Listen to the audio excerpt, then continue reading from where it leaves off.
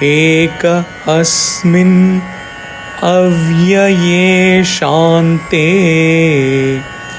cidākāśe'male tvayi janma kuto'haṃkāra kuto'haṃkāra yevacha.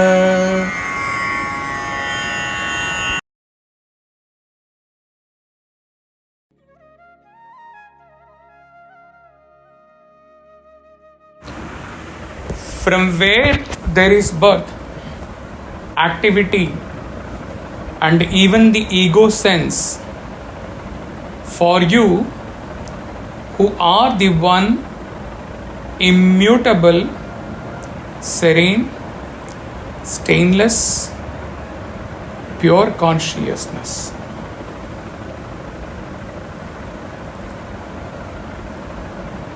For the self, there is no birth and there is no activity. Any activity is possible only in the backdrop of ego, avidya. The preceptor also confirms that the disciple has no ego sense. So,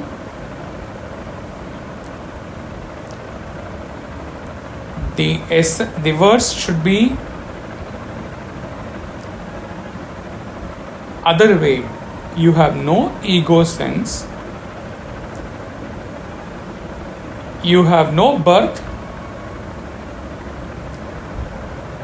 you have no activity.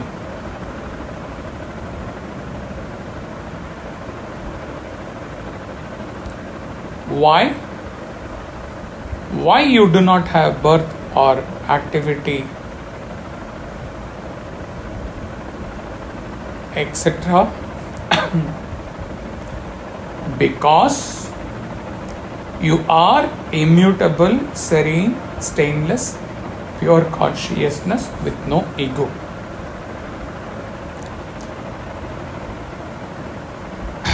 Immutable, changeless. Self is never born, and hence it does not undergo the modifications or changes like other objects, other beings which are born or created. Whereas body, mind and intellect, these things and the senses associated with them are always undergoing changes. As explained through the magician show analogy. Also, in the practical application talk 1,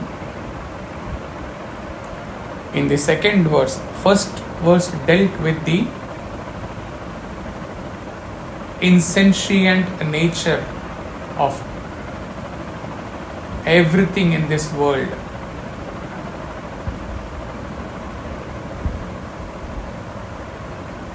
With the objects, beings, everything appearing and disappearing like objects in the magician show.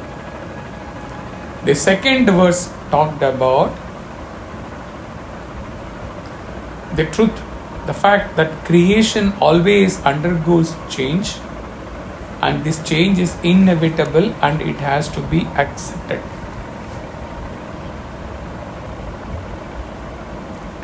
Even thousands and millions of times, if creation has to emerge and then end, self still remains changeless. Serene, stainless. Serenity and purity is lost only when the jiva, with the ego sense, perceives creation with his vasanas and acts as per such perception with the coloring of raga dvesha. when it is already confirmed that Janaka has no ego, he is beyond ego, then it follows naturally that as self he is serene, stainless, because in the absence of ego, nothing can touch his purity, his serenity.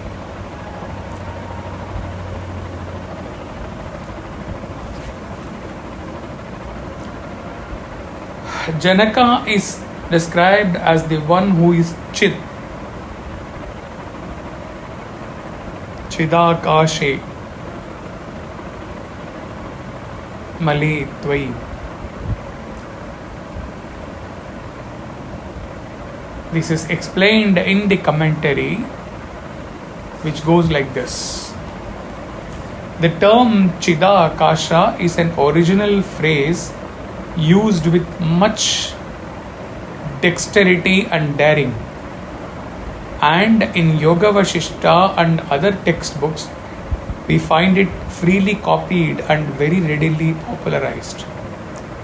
Space, Akasha, is that which gives accommodation to things. In space alone, objects can exist and they can be perceived. The space in which the worldly objects exist and in which they are perceived is called Mahakasha. The space in which thoughts exist and are perceived is called cidākāśa. And the space of intelligence is called cidākāśa, wherein the infinitude of the self is intuitively perceived. In this verse, the real nature of the student is indicated as this cidākāśa.